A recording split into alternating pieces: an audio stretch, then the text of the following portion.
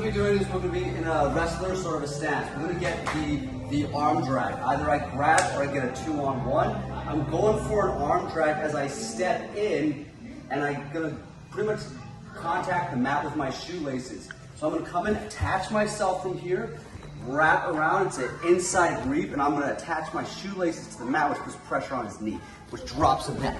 Immediately I have to make sure I get the underhook. The post up, knee cut, come across, have a strong side control position. Okay? From here, what I'm going to be doing is I want to get a good strong cross face in place, put my knee up, attaching my shoelaces to his hip. It's called a Shin Mount. Once I'm here, I'm going to bring his elbow up. I want to kick it by rotating my hips out and cinch up. If I stay, and if I just drag my leg across, it's going to put me in a half guard. And he's going to start to work his game, and I'm in trouble.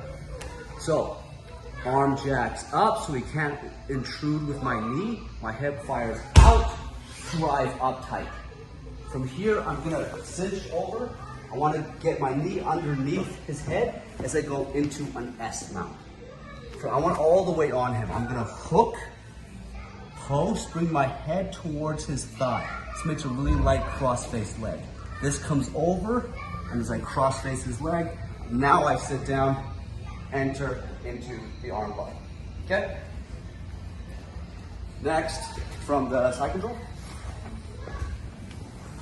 I'm in, I go through the same sequence. Shin mount, arm up, kick out, fire. What I'm gonna do from here now is rather than going into an S mount, I'm gonna trap his arm.